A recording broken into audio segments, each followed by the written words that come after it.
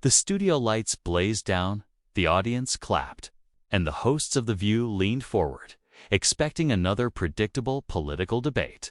But no one, not the audience, not the hosts, not even John Kennedy himself, knew that in just a few moments one sentence would cut through the noise, shatter the room into silence, and leave the entire panel in chaos.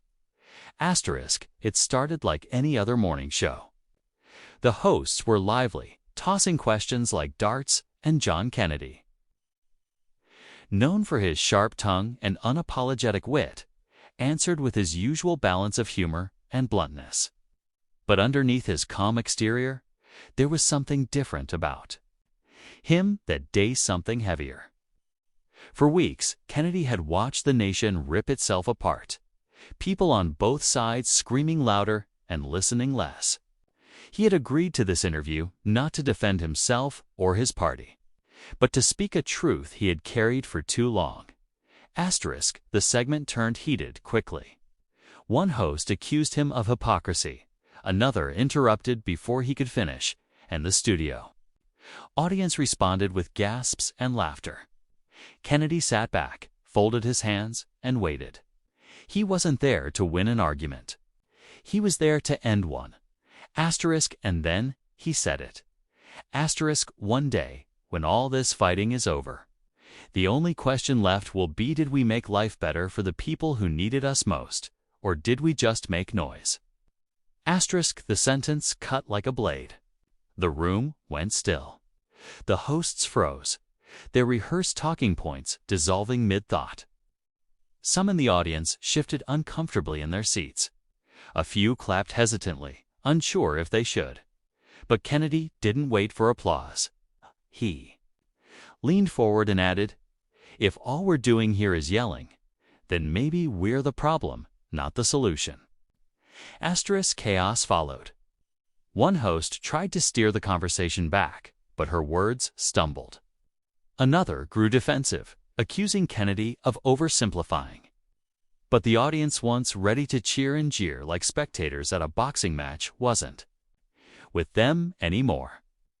They were listening, really listening, as if they, too, had been waiting for someone to finally say what was obvious all along.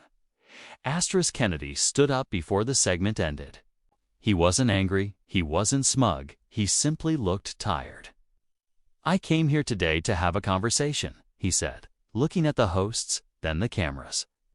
"But if we can't talk to each other without tearing each other down, then maybe there's nothing left worth saying." And with that, he left his seat and walked off the stage, leaving the panel in stunned silence. Asterisk, behind the scenes. Producers scrambled, the hosts whispered, and social media exploded. Some praised him for speaking truth to the circus. Others mocked him for being dramatic. But what no one could deny was that the clip went viral within hours. Millions watched the moment Kennedy walked away, replaying his words again and again. Asterisk, for Kennedy, it wasn't about going viral. Later that evening, he sat in his hotel room, away from the chaos, replaying the day in his mind. He knew he had broken the unwritten rules of television. Never leave, never yield, never go off script. But he also knew he had spoken from a place deeper than politics. It was about humanities, something the cameras rarely captured anymore. Asterisk, the fallout was messy. Networks debated whether he was a hero or a coward.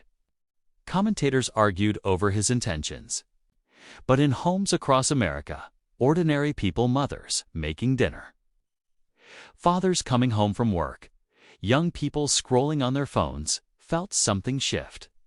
For once, a politician hadn't tried to score points. He had asked a question that cut to the core of everyone's conscience. Are we helping, or are we just shouting? Asterisk, in the weeks that followed, something remarkable happened. Kennedy received letters not from party loyalists, but from everyday citizens. A single mother wrote that his words reminded her to focus on kindness when the world felt cruel. A teacher shared that she played the clip for her students as a lesson on respectful dialogue. Even a few critics admitted reluctantly that he had sparked an important conversation. Kennedy never returned to The View, but he didn't need to. His one sentence outlived the chaos, outshined the theatrics, and left a mark that no argument could erase. And maybe that was the lesson all along that. Sometimes it isn't the loudest voice in the room that changes everything, but the one brave enough to speak truth and walk away. Because at the end of the day, noise fades, but words born of truth echo forever.